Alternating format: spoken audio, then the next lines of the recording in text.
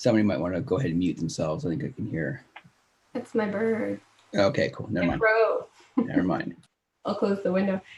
Chris, you're recording, right? Yeah, I'm recording 2 minutes.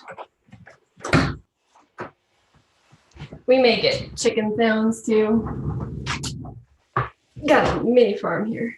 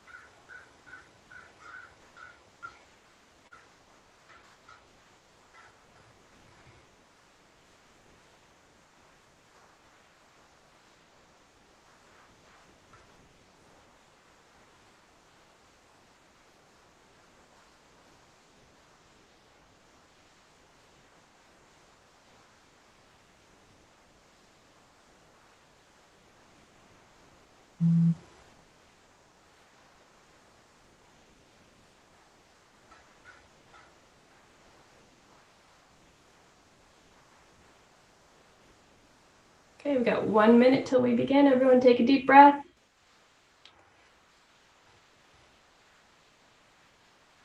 Chris, you're going to kick us off? Yep, absolutely. Hey friends, if you're joining us, we have about probably about 30 seconds left before we get started on our webinar today. So we'll go ahead and let everybody just, take a deep breath, and we'll be with you in about 30 seconds.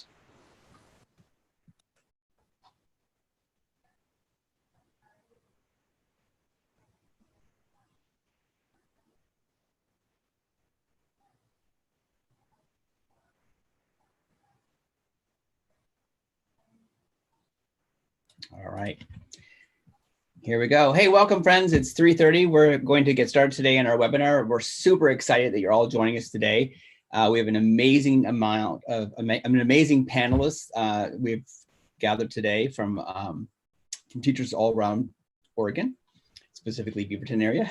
With that being said, we're going to go ahead and I'm going to go ahead and have Katie go to our next slide for us. You're okay with that? Yeah. So today we're going to talk about our 5 big things that we have kind of basically come up with as far as online learning and remote learning or distance learning. And these 5 things that you can see: communication, engagement, feedback, office hours, and teacher reflection are really the 5 things that we feel are pretty strong components when it comes to engaging our students and also with our teachers and how they're going to use that time to reflect on what's happening right now. So with that being said, I'm going to go ahead and let Katie introduce herself, and Ryan as well. My name is Chris Giles. I work for the Beaverton School District, and I'm really excited that all of you are here today, and thank you for joining us. Hello, everybody. I am Katie White. I am one of the district TOSAs, and I am joined by Ryan Hoxie and a wonderful set of panelists. So Ryan, you want to go ahead and introduce yourself? Yeah, my name's Ryan Hoxie. I'm a district TOSA along with being a building technology specialist as well. I guess what we also wanted to make sure is that everybody knows what an amazing group of panelists that we have gathered together here. These are folks that are doing exactly what you're doing, and that's learning distance learning on the fly here, figuring things out every single day, adjusting, and then making that better as we move forward. So I want to go ahead and take a moment and allow all of our panelists to introduce themselves. We'll go ahead and start with Kat Crenshaw. Hi there, I'm Kat Crenshaw, and I teach 5th grade in Beaverton. Awesome, thank you, Kat. And then we have Bettina. Hi everyone, I'm Bettina Curl. I also teach 5th grade at Sato Elementary School in Beaverton. Thank you, Bettina. We also have Lindsay. Hello, I'm Lindsay Bailey. I teach 3rd grade at Sato Elementary in Beaverton. Thank you, Lindsay. We also have Selena. Hello, my name is Selena Rosenberger, and I teach kindergarten at Sato as well. Awesome. Thanks, Selena. We also have Chris Amrose, which small plug for Chris. He was my son's third grade teacher, and I'm so happy he's here. Chris? That was a good year. My name's Chris Amrose, and I currently teach third grade at Raleigh Park Elementary School in Beaverton. Thank you, Chris. We also have Rachel. Hi, I'm Rachel Smith, and I teach fifth grade at Beaver Acres Elementary. Fantastic. We also have Lysandra. Hi, I'm Lysandra. I teach fifth grade at Ridgewood Elementary. Fantastic. Thanks, Lysandra. And we have Julia. Hi, I'm Julia Hittner, and I teach fourth grade at Raleigh Park Elementary. Awesome. Thanks, Julia. So we really do have a variety of folks and voices that are going to tell us a little bit about their everydayness that has become distance learning. Katie, you want to move to the next slide? Sure. Awesome. We're going to kick it off with communication with students. And this is a topic that is never been more important than right now. So we have a couple of panelists that are going to share their thoughts around communication with students during this remote learning time. Who wants to start? I suppose I can go. I'm Kat Crenshaw, fifth grade, and I felt like when we started all of this that I wanted my students to be able to go to one place for their one-stop shop for everything. And we had already been using Canvas in the classroom, so that's really my primary platform for communicating with them. I do use Zoom meetings, but for everyday information, for posting assignments, for giving feedback on assignments, Canvas is really my go-to. We have daily Zoom meetings, twice a week whole group, daily small groups, and then I do give them feedback in Canvas on Zoom meetings. The Zoom communication is not academic feedback really so much as it is informative for the students as far as expectations generally, and then a time for them to connect with each other. And then I have been using also Book Creator as a place for them to journal digitally and for me to give them feedback as well, kind of as I would in a writing or reading workshop format. Thank you, Kat. And kind of piggybacking on top of that, I think Kat mentioned something. Our primary program we use is Seesaw. And we found, like, when you first started, things that the kids were already familiar enough with in the classroom that they could navigate it pretty independently. That was very important. And so Seesaw is a two-way communication. We use Google Classroom for some writing where I can comment back and forth. And then again, we use Zoom as well. More informally, I'm adding to it, but using it for social. We have a lunch bunch each week where we have a topic or question, kids can go around and see each other. And I've been hosting a little math talk twice a week in the morning. One thing that I'm doing that's a little bit unique that I'm glad for communicating is my kids have a little experience using WeVideo, and I've used it. I have a background in video. So I make a morning movie, and one of the primary things that allows me to do is recognize students directly, and they can also, I post their work. So if I'm commenting on a good job that a student's done, I can bring that work up so the other kids can see it, and that's been a motivator. And then also, if they create cool things, we have a student showcase at the end of each movie, so their work gets like a little bit of a broader audience, but that's been pretty powerful for us. So along with that, it's slightly different in kindergarten, as we know. I feel like one of my biggest priorities has been communicating with the parents as well. Most kindergarten teachers in Beaverton are using Seesaw as their way to get everything out. And it took a little time in the beginning to have parents learn this with them, because, you know, it's easy to teach them in the classroom, but once they're out, we have to teach the parents to teach them. So the biggest thing that my team has discovered is we need to not only have a bunch of Zoom calls with students, but we've been doing Zoom calls with the parents, a lot of question and answers, and just talking to them about the realities of, you know, how this is affecting them at home, and just doing what they can, because it's a very stressful time. And one way that we've helped them with that is creating a schedule for the week too, that has everything mapped out for them in the beginning, exactly how much time things should take, and when Zoom calls are and everything, just so they can plan their week. And I found that that's been very helpful with my families as well. Thank you very much. That completes our panelists on communication with students, unless anyone else wants to chime in and share something. I'd also like to remind you that we have a Padlet and it's been shared in the chat.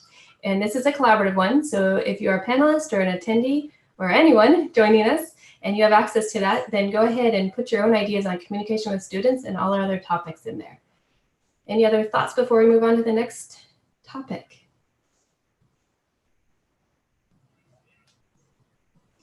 Okay, I'm going to take that. Silence is no. Moving forward, we have engagement with students. So this is a big question mark for a lot of people. How are we best engaging our students during this time, especially what are we, week 7 now, where students are starting to see some of the same routine come through and it's not quite as exciting as the first couple of weeks. So what do we have, panelists? And I think we have the same 3 panelists coming up for this one as well on engagement with students. So this is where learning more about the platform you're already using is helpful. So right off the bat, I did some additional PD and found out that Canvas is a wonderful way for group discussions to be an engaging thing for students. So I immediately implemented something that I learned, and I started a weekly group discussion where students could ask questions and they could answer each other. And then I'm involved with that with them as well, when there are questions that obviously they wouldn't have the answer to. And then I also give them an opportunity to engage in a way that is non-academic, such as asking the question, use a GIF, meme, video, or picture to show how you're feeling today on a Friday or on a Monday. Or the current one is they have to respond using any creative form they want about their GOAT memory, greatest of all time memory in elementary school. So those are just a few things. Then I always try to do something fun, and I really use the breakout rooms in Zoom for that. Well, when I think of engagement, this one, every day is a PD day now, it seems. We're learning so much, and I'm finding on the positive side, a lot of the things like within Seesaw that it can do that I didn't know it could do, as our TOSAs have been pushing out curriculum. You see how they design lessons. And one of the things that's for me to kind of keep those third grade eyes on me, finding a variety of delivery systems. So there's been a bit of a learning curve, but I'm getting better. I use screencasting, and I've used a green screen. I've always wanted to use a green screen. Well, I learned how to use a green screen, but I was impressed with the things that you can put within a green screen. If you're doing your reading lessons, you can put anchor charts and you can embed things in there to keep kids interested in it. And as well, at the end, you can add the activity that they're doing and speak directly to it. So a lot of modeling, doing some PD on iPad recording using Notability, and then just doing a little more live teaching with the through Zoom using a little cheap table stand, and I put my iPad up on top and learning to do kind of my live cooking show with the math manipulatives or things underneath it. So just learning a lot through that of just applying a lot of technology. We're all kind of becoming media moguls in a sense from home. Whatever we have, we use. Great, thank you. Any other thoughts on this? Yeah, sorry. Yeah, thank you, Bettina. Sorry about that. Me? No. For engagement, we've added a creative piece in for our 5th graders, and in our school, we actually buddy up with our kindergarten classes. So we've been coming up with Creative Friday art or STEAM-based activities that both kindergarten through 5th grade can do. And I'll be putting some examples of what the weekly requests have been into the Padlet with photo samples that students have created. And that's been a way for us to get parents and other family members involved. The students have had such a fun time. They get the activity on Friday, and then we ask them to turn it in by Monday so they can work on it whenever they would like. We've done things from creating movie trailers with your siblings or pets. They have created nature art using whatever they found, whether it's in their backyard or a walk that they went on, and recreating famous paintings, portraits, or sculptures has been really fun. So I'll put samples in there. And then just really quick, one thing I've done with my read aloud, because no one really wants to stare at their face the whole time you're reading a chapter book, I've been taking the kids on visits to different countries or cities. And so I'll play a video and share my screen with the kiddos, and we'll go on tours of different cities, and they're just scenery videos. And then I'll ask a question, you know, at what second or minute did you see the Eiffel Tower when we were in Paris? And then that just kind of checks in with them about their engagement for the read aloud. And they enjoy watching something other than just my face in the screen. It's been a lot of fun. So. Can I chime in on that one as well? Yes, go ahead, Rachel. All right, so I've been doing kind of a daily Zoom meeting with my class, and just to kind of mix it up, most of that is just focusing on engaging with them and building those connections as a class still. So we play a lot of games together in those meetings. We've played Pictionary and charades and Boggle. We have like a mystery bag activity. And I put, or I'll put in the Padlet kind of how we've played all these games, but just kind of adding some variety and some fun so they keep coming back. And most of my class is showing up every day for these Zoom meetings, so that's been great. I've also been using chatter pics to send out little announcements, kind of similar. So it's not just my face, like I just got a puppy, so my puppy has been sending us updates on when we need to submit things, and that's been helping too. Thank you. These ideas are making me want to be in your class. They all sound like so much fun and great ways to engage students, especially a puppy on ChatterPix. That's so fun. Okay, don't forget about that Padlet. If you shared an idea and it's not on there yet, please go ahead and put it on there. And also, if you are attending and have some ideas, because we're seeing a few things come in the chat, please go ahead and add those to the Padlet as well. So now we're on to feedback with students. This is where the students are able to kind of measure, are they doing what you want them to do? And it's really tricky when we're not face to face in the classroom and getting that immediate feedback.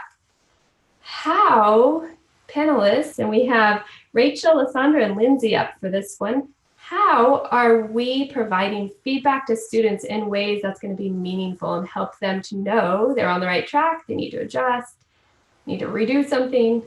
Please go ahead and share with us your ideas. I can start for this one. We use Seesaw again, so I've been trying to respond to everything that they post with either a voice or a text comment. Sometimes the voice comments are easier if I have a longer comment, and it supports my students who are getting overwhelmed with the amount of text on the screen. And I try and post in that relevant time, so in the same day, so they're getting feedback on what they're working on that day. In my class, Seesaw settings have been modified so that students can't see each other's work unless I repost it, which allows me to give them some academic, honest feedback while still protecting their privacy from their peers. But then we have other ways to kind of allow them to comment on each other's work. I've also been using Flipgrid, and that kind of captures the whole class's response in one place, and then I can respond to those with a video response back to them, and students can respond to those as well. So if we're like looking for ideas about our writing, I think that the student feedback is really valuable as well. And then in Google Docs through Google Classroom, I've been providing writing feedback, which was just how we did it in the classroom as well a lot of the times. And other teachers as well are popping into their writing and into their Seesaw to provide comments on their work. So it's really allowing us to collaborate in lots of different ways. And I'll piggyback on that. I teach third grade, so we have been using some Google Documents and Google Slideshows and things like that, but more of our activities are through Seesaw. And because so much of my teaching is asynchronous right now, just in how we're sending out the math activities and things like that, my feedback is so important to the kids to give them individual nudges and to let them know they have an audience. Because if they don't feel like anyone's paying attention, they're not going to try their best. And that's what I'm always trying to improve is their effort. And what I'll the deeper thinking that they can show. So I do try to respond to everything that they submit so that they know their work is valued and to help motivate their further thinking. Depending on the task, my feedback might just be clicking on the heart on Seesaw. For example, if they're doing a read aloud and taking a picture of their visualizing, that might just be a heart from me. But if it needs more specific, more in-depth feedback like reading and math, I will give that to them through Seesaw. I will do some audio recordings and I'll also do some written feedback. I have noticed with my third graders that they either don't notice the audio feedback or they ignore it. So I'm switching more to the written feedback, but I'm giving it in short little bursts. And one thing that I'm doing as far as a nudge to push their thinking a little bit deeper or to help them correct mistakes is I'm giving it to them in a form of a question. So why do you think this happens? Or what would this mean if? And by giving it to them as a question, it's hooking them in and they want to answer it. So it's increasing their responses, it's increasing their motivation. At the same time, it's pushing their thinking a little bit more.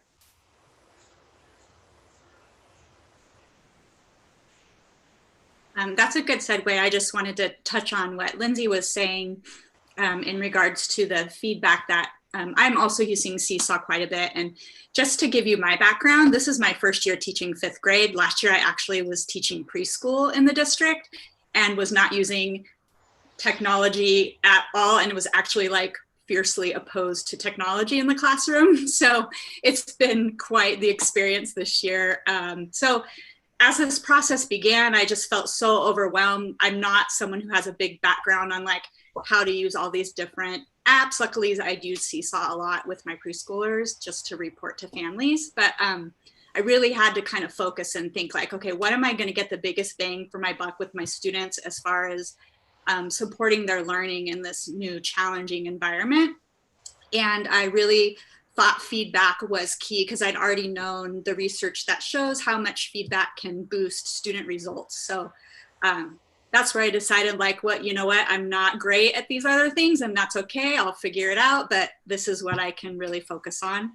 So one of the things I wanted to say about the leaving voice recording feedback, I've noticed that if I do leave that, I also will write a comment right under it and say, please listen to this and comment.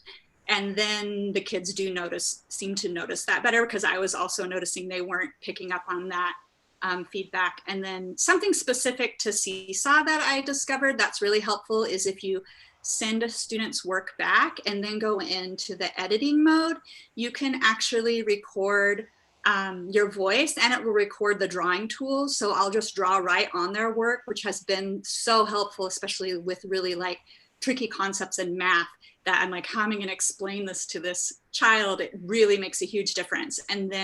But then what I realized is I need to make another blank page down below for them to then fix their work on. So that's been super helpful. But I just would say that overall, think about which areas need the most feedback and put your time there. And just like the previous presenter said, some things just get a like because we don't have enough time to comment on everything in depth. So just really prioritize that and realize that your students who are striving and struggling the most are the ones who need the most immediate feedback. And then our kiddos who have a lot of experience and are on track, you can kind of be more reflective and take your time on that feedback and give that to them later.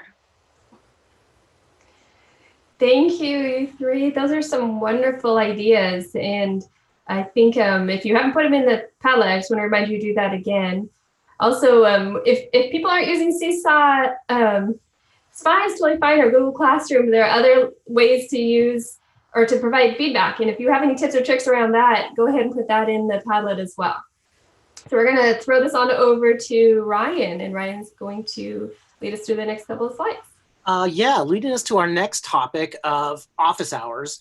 And I think that the name office hours in terms of like elementary, that's just not a term we really use, but the concept is something we have been using for years, whether it's small group discussion, whether it's one-on-one work with a student. Office hours has always been traditionally, I got to go talk to my professor. Even my high school daughter isn't experiencing office hours as we saw it there in college, but we're going to ask our elementary panel now, what exactly do their office hours look like with their students?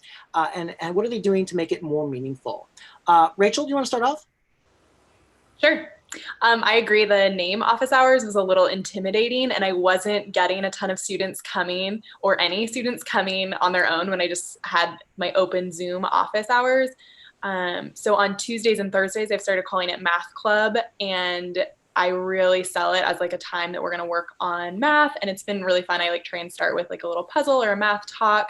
And it's kind of grown as we've gone through the weeks, and we've had enough kids the last couple of times to even branch into some breakout rooms. I think it's helpful for them to have like a specific thing that we're going to work on, because it's a big ask for an elementary student to like self-regulate that they need to come and ask for help in an office hour setting. So having something specific that they're working on has really helped. The other way that I've kind of engaged students is that I've specifically invited them to my office hours, whether in a Seesaw comment or with an email to them or to their families, just to say, hey, I'd love to check in with you, come at this time, and I send them the Zoom link. I do keep the Zoom link for my office hours the same every day, and it's from 2 to 3 every day. So just kind of keeping it consistent has helped as well. Awesome, thank you. Julia? Yeah, Rachel, I love your idea of calling it like a math talk or a math group, because that will really invite students to come in more.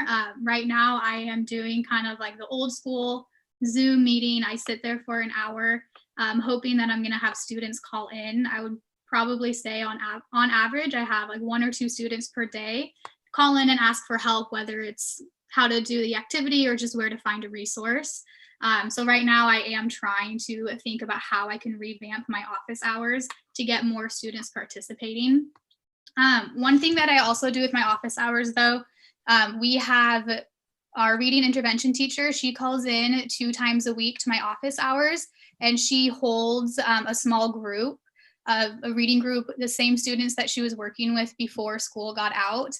So they call in twice a week, and they use that office hours time to go into a breakout room where she can still do her reading intervention lesson with them and then support them with their reading activity for that day. And then 2 times a week, on the opposite 2 days, we have our ELL teacher call in, and he works with some of his ELL students or other students that just need some extra support in writing. So they go into their own breakout room. And we just do it during office hours to try to keep that consistent time with the students and try to cut down how many times they need to call into Zoom and join. But I currently right now am looking for ways to improve office hours to get more students engaged and participating. So Rachel, I think I'm gonna have to call you and get some ideas for that math group time that you do. Awesome, Julia. And thank you for your honesty there and your reflection on your practice as we're just kind of having a conversation right now. Lysandra. Yeah, thank you. Yeah, I appreciate, Julia, how you're using your office time to collaborate with your co-teachers. That's a really smart idea. Thank you for sharing that. I agree with Rachel that it's a lot to expect of elementary kids to self-advocate for themselves. And so that's what I've tried to sell it to my 5th graders as. I've told them, you know, when you go to middle school, high school, college, your teachers and professors will value you asking for help more than anything, and that is going to really set you up for success. And so I told them this is a way to do that. You come in every day. I always have it at the same time, 1 o'clock, which I put in the afternoons, hoping that kids would try to get the work done and then see what kinds of problems they're having and bring those to the 1 o'clock time. And I just really sell it. Like every time I have a Zoom meeting and send emails to parents, I say, that's what this time is for. And I really hope that if parents are struggling at home to support their children, I tell them your kid should be on the call at 1 o'clock if they're having a hard time. That's what this time is for. It's my job. I'm here. That's what my job is, to help. And I've also had to be a little bit flexible. Like I noticed that I had a student who's a newcomer. Luckily I speak Spanish, so I was able to help her, but I was realizing that it was kind of monopolizing that 1 o'clock time. So now I added another time, and I'm calling it like kind of like Spanish Club. And so I say, hey, if you want to learn some Spanish, if you speak Spanish, you want to try doing some of these lessons in Spanish, you can join us. If you just want to sit and listen to Spanish, anyone's welcome. But it ends up usually being her and I, and I can kind of tutor her, which has been helpful because she was actually really far behind. I feel like I'm actually helping her more than I was able to in the classroom. So that's been a benefit. So just being flexible. And then another thing I noticed, I had kids coming to the open time just because I think they want that social connection. So I last week did we did it in preparation for wanting to make cards for moms or grandmas or other people, and just kind of had like a casual time where we could do art together. So I think that was helpful too, because sometimes I'd start the call and everyone's just sitting there. I'm like, anyone have a question? They're like, no, I just wanted to say hi. So I was just realizing they had that need for socialization. So that helped. Awesome. Thanks, Lysandra. Do you mind putting your Zoom information in the notes so I can come and do Spanish hour with you? I'd be okay with that. Kate, do you want to move us on to the next slide there? I think it works out really well that we have our next topic, which is teacher reflection, because we're actually experiencing that right now, right here, as our panelists are starting to even reflect upon the way that they're navigating distance learning and what are the things that we can start to change to bring it in. I thought Sandra said it really well. How do I sell this to my kids? And that's part of what we're doing here, is we're competing in a digital world, and sometimes distance learning is not as attractive as like TikTok or YouTube or anything else out there. So as we're starting to think about our practice and how we can create experiences for our students that are engaging and meaningful. Rachel, what are you doing as far as teacher reflection goes?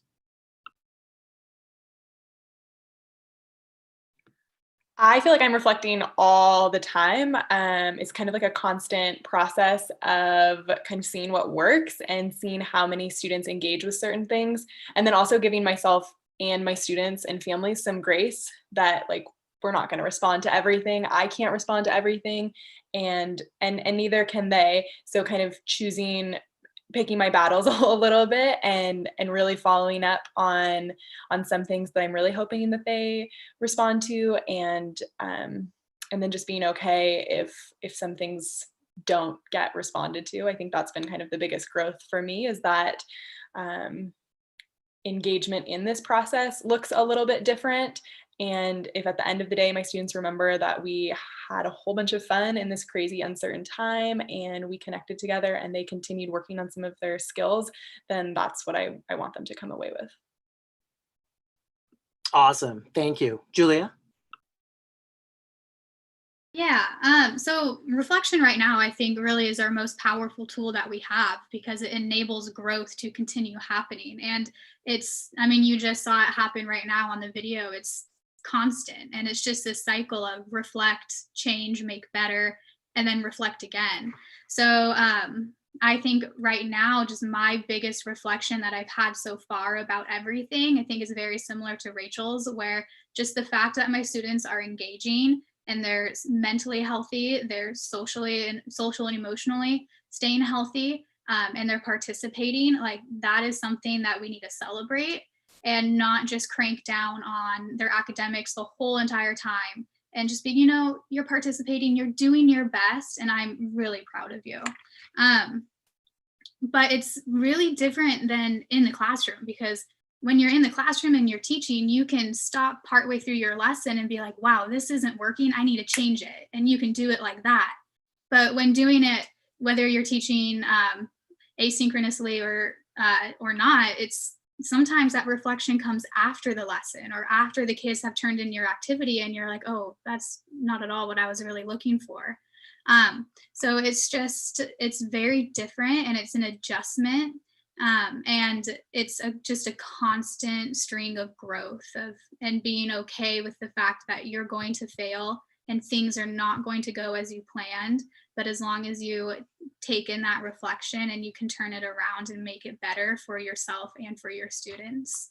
So that is, I know I kind of rambled a little bit on that one, but that's kind of what I'm focusing on reflection right now. And my students' voice is very important to me. So I always ask them every day, every week, you know, what can I do to help you? Is there something that I could change to make it better for you? So I really value their opinion in that process as well. Fantastic. Thanks, Julia. I think you also have the new hashtag reflect, change, make better, reflect again. It sounded pretty good. Lysandra, do you find yourself reflecting quite a bit, especially with the change from pre-K to 5 this year? Oh yeah, it's been, I mean, it was already quite the year, just such a huge change curriculum wise. So absolutely, it's been an incredible year of growth for me. And I have just had to have grace, and maybe that kind of set me up for this, because all year I've just faced that lesson, you know, lesson after lesson, like, okay, I just figured this out and now we're moving on to this. And that's kind of how it's been with this, I'm sure, for everyone. Just when you feel like you've got it, there's some kind of big change thrown in there. So we've had to be so flexible and just try to keep optimistic and keep at it. Absolutely. And this is a large topic. Anybody else on our panel have anything that they'd like to add to our conversation?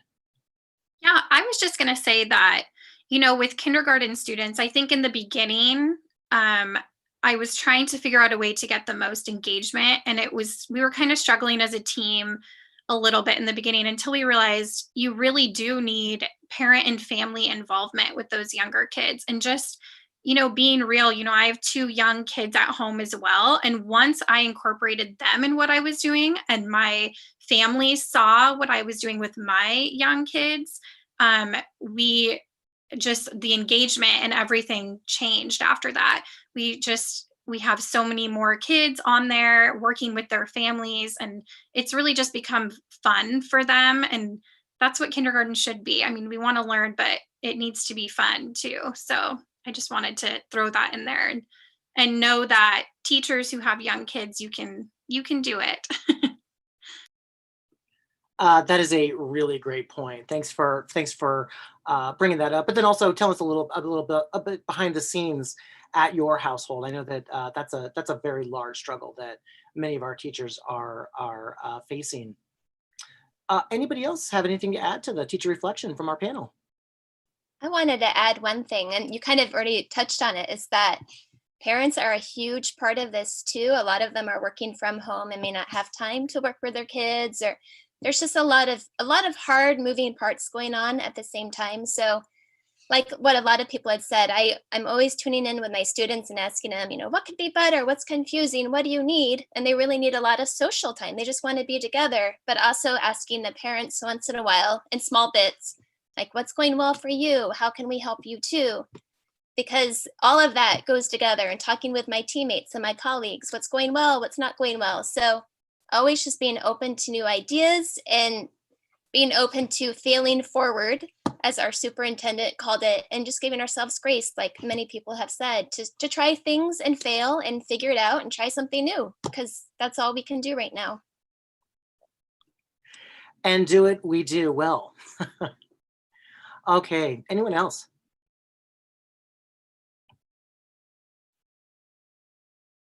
All right, Katie, you want to move on?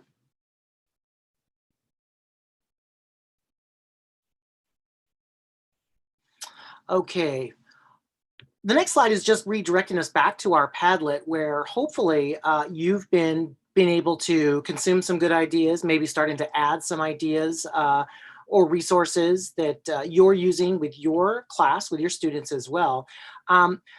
There's nothing better than walking away from a webinar like this with a pocket full of resources. And I think that a Padlet is a really easy way to simply go and grab what it is you need to connect with somebody you haven't connected with before. So we want to give you a little bit of time to make sure that you've been able to jump into the Padlet, have some time to step away from the conversation for a minute and maybe read over some of the different folks that we're connecting with today on the left-hand side of our Padlet, with different educators you can connect with. We also have each one of our main ideas at the top there, whichever one connected with you. Take a look and see if there's other resources that a teacher has added, or maybe there's something there that you can put down. There might be even a submission on the Padlet now on brand new names for office hours. I think that might be a pretty hot topic now. Hey, Ryan. Hey, thanks for sharing. Hey, listen, we are going to go ahead and leave this, our stream going on for just a few more minutes. So if you are visiting with us, if you're joining us today's webinar, we're going to go ahead and continue to stay on for probably about 5 or so minutes, which means if you want to go ahead, like Ryan said, and look at that webinar, look at that Padlet list, which I'm telling you right now, I've been watching the Padlet just grow like trees. It's awesome. So we're going to hang out for about 5 more minutes. If there's somebody in our audience who truly, really wants to share, like, oh my gosh, something I'd love to share, I'd like to ask the panelists. In about 30 seconds, if you want to raise your hands, I'll go ahead and unmute you, and you can go ahead and share or ask a question to the panelist. As far as our panelists are concerned, when I do go ahead and turn off our live stream, I'm going to have all you just kind of hang out for a few minutes, and then we'll go ahead and end our webinar. But right now, is there anybody in the audience who's joined us today who would love to kind of raise their hand, ask a question, make a statement, share a thought process or something like that? So if you want to do that, go ahead and raise your hand, and we'll go ahead and unmute you. If not, we'll wait for about another minute, and then we'll go ahead and turn off in about 2 or 3 minutes. Okay, so this question goes to Chris. A while back in the chat, someone asked about when you mentioned green screens and the software you were using as you were learning to navigate with green screens. So I was wondering if you could share that. Yeah, so that was kind of I let my fingers do the walking. So I just looked, and I use a program, an app called Do Ink. And so I'd never done it before, and I know, so I went to Do Ink, and what a teacher recommended, use it with his kids. So if they figure if his kids can use it, because I thought, well, if I learn it, I'm going to teach my 3rd graders how to use it as well. And one of the advantages that I found with it is that it has 3 tracks. So you can have your video track, your background track, but also you can move an image to the side. I don't know if all green screen apps are like that, but I found that were really powerful. So I could use anchor charts from like Lucy Calkins and things. I could weave them right in while I was reading, along with reading next to a stream or something as I'm down in my old basement. But then I also would bring it into WeVideo, because our district has that. And then in WeVideo, I could kind of sweeten it before I pushed it out to kids. So it was just cleaned up, trim the edges, and get the excess parts out that I don't want. But Do Ink was the app I used. And then Julia, she has her green screen she's using right now behind her. So she mentioned before, so I don't know if you're using your green screen while you're doing Zoom meetings or anything like that, if you could share. Yeah, sometimes I use it. I took pictures of our school, the gym, the cafeteria, our classroom, the library. I took a whole bunch of pictures before we were not allowed back into the building. So I'm able to throw up some of those pictures behind me. So if I'm doing a read aloud, I can be in the library. Sometimes when we're doing a math lesson together on our morning Zoom chat, I could be in the classroom. It just kind of sets up, they kind of never know where I'm going to be that day. I really love that. That was such a good idea, such forward thinking, Julia. That was amazing. Hey, we see another question in the chat that just popped up. It said, how are you capturing and communicating progress to meet students and families where they're at? It's a great question posed by one of our guests who are visiting today. So if one of you want to go ahead and either look at that question and then respond, that would be amazing. And then before anyone jumps in on that, Katie, can you go to the next slide just so that we can let people know we will be offering more webinars coming up this week and next week. So make sure to check back on the Oregon Educator Network for following webinars. And then going back to grading, sorry. I can respond. Since we're really focusing, I don't know, it's so hard because we're not giving grades per se. So our principal recommended that we track participation and like assignment completion, and kind of express to the kids like every Monday is a clean slate and a chance to start over. So like for the kiddos who were like not participating at all at the beginning, we framed it such as, okay, that was last week. Let's focus on what's ahead. Let's set a goal. How many activities are we going to get? So one thing I've been doing is the kids that I noticed that have been struggling to get work done, I'll send an email to the student, but CC the parents so they're aware of it. But then I'm phrasing it more positively to the student, like, hey, this is great. I saw that you got these 3 activities done this week. So next week, let's set our goal. What should our goal be for next week for improving how much you're participating? And to add on to that, I have an Excel sheet for every single one of my students, and on there I have just a little chart that shows what activities they had for every day, and I just keep record of, did they try it?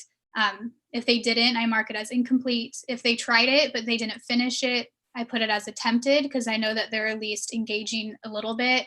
And if they complete it, I mark it as completed.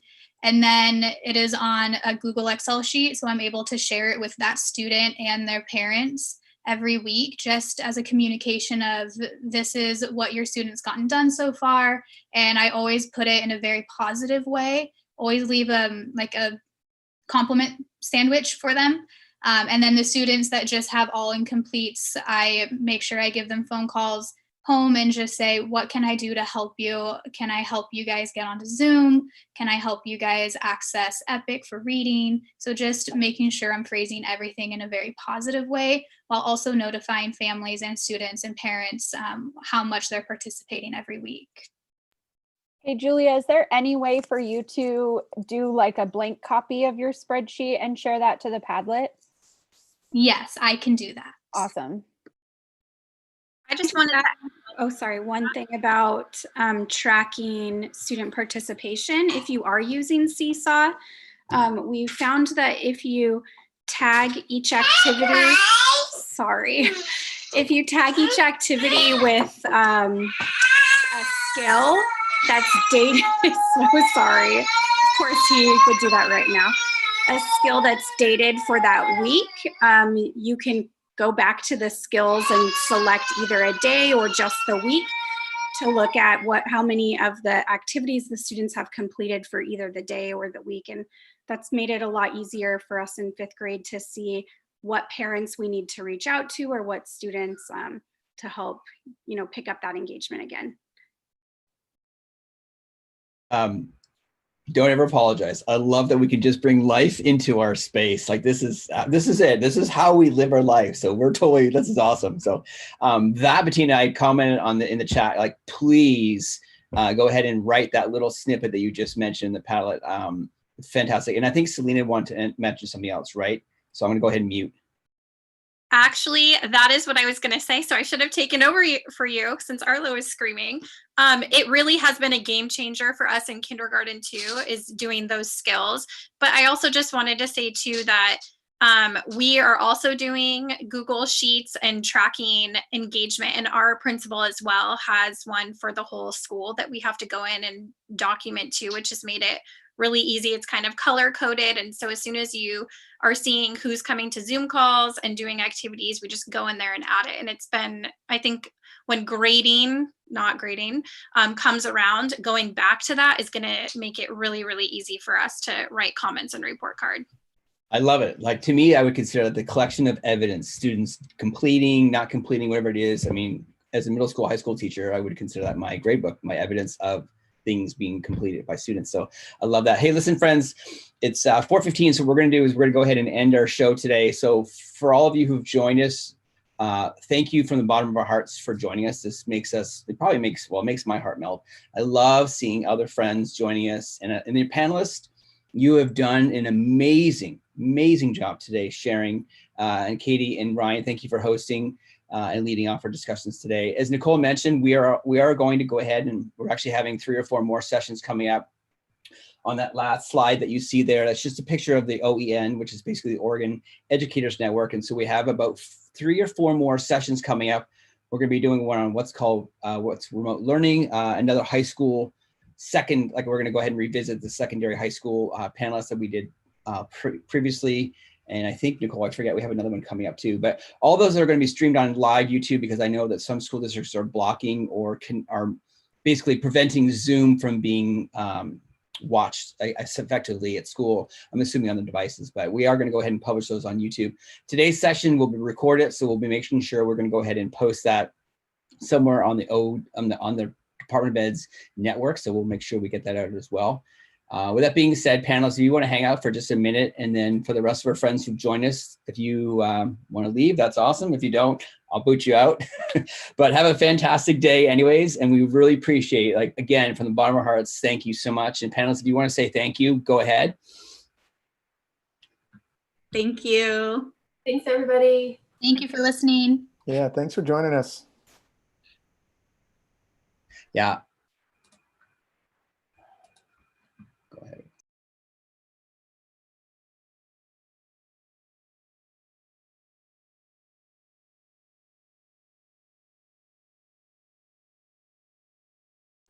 Sweet. That was awesome. Oh my gosh. Nice work. Holy cow. Good job, I everyone. I knew it was gonna be awesome. I wasn't doubting that whatsoever. Okay, I'm just turning off myself now. Stop sharing. Oh yeah, I'm done. We're good. So I'm gonna go ahead and hit